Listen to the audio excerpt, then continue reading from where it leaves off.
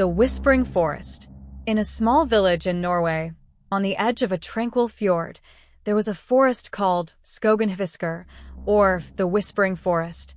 The villagers regarded the forest as a sacred place. During the day, sunlight pierced through the tall pine trees, creating a breathtaking view. But at night, the atmosphere changed completely. The darkness of the forest was impenetrable, and stories about the mystical beings inhabiting it kept many from venturing near. According to local legend, the forest was guarded by a being known as Skogsfrue, a female spirit of the woods who punished anyone disrupting nature's balance. Villagers claimed that those who entered the forest at night often heard inexplicable whispers. Many who ventured too far never returned. Emma and Lucas, two tourists from England, visited the village during their backpacking trip across Scandinavia. Both were skeptics when it came to superstitions. During dinner at a small inn, they heard the story of Skogen hvisker from the innkeeper. "Do not go into that forest after dark," the innkeeper said gravely. "You will not come out alive." "Oh, come on, it's just a folktale," Lucas said, laughing. Emma, who was slightly more cautious, remained curious. After some convincing, Lucas managed to persuade her to join him in proving the myth wrong. They decided to enter the forest after sunset and return before midnight. As the sun dipped below the horizon, they equipped themselves with flashlights, a map, and their phones. They ventured into the forest, eager for adventure. At first, the journey was enjoyable. The sound of rustling leaves and a small stream's gentle trickle created a peaceful ambience. Lucas kept cracking jokes to lighten the mood. However, as hours passed, the atmosphere shifted. The air grew colder, and darkness enveloped them. Their flashlights seemed inadequate against the consuming blackness. Then they heard it. Whispers. Soft but unmistakable. "Emma?" "Lucas."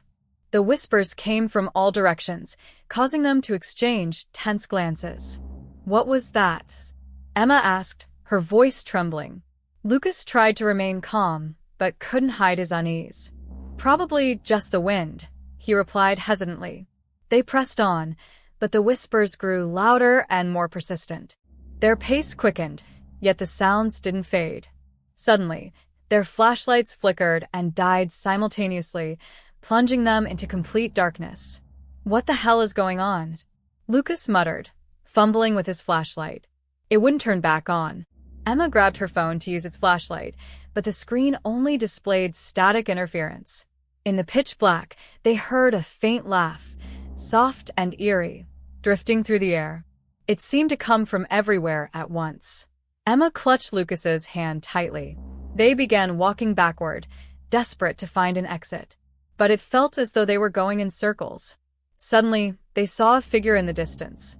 A tall woman in a long white gown stood motionless among the trees. Her face was obscured, but her long black hair flowed, as if caught in an invisible breeze. "Who was that?" Emma whispered. Lucas didn't respond. He stood frozen, his body stiff with fear. The figure began gliding toward them, her movements unnaturally smooth, as though she were floating. "Why have you come here?" The figure's voice was soft, yet it carried a menacing undertone. Emma tried to explain, her voice shaking. We just wanted to explore. We meant no harm." The figure didn't reply. Instead, the faint laughter grew louder. Roots began emerging from the ground, snaking around Lucas's feet. He screamed as his body was lifted into the air, as if pulled by an unseen force. Emma could only watch in horror as Lucas disappeared into the darkness, his screams fading into silence. Panicked, she ran as fast as she could, unsure of where she was heading. The whispers followed her, calling her name repeatedly.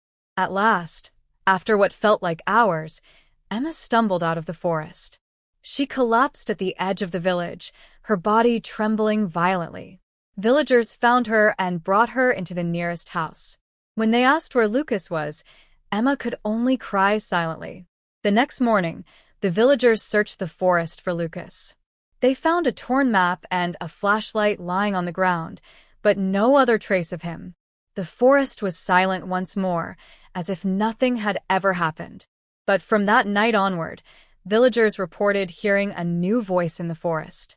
A man's voice, calling someone's name with desperation. Emma. Emma? The whispering forest now had a new story. And Emma, who had escaped alive, never spoke of that night again.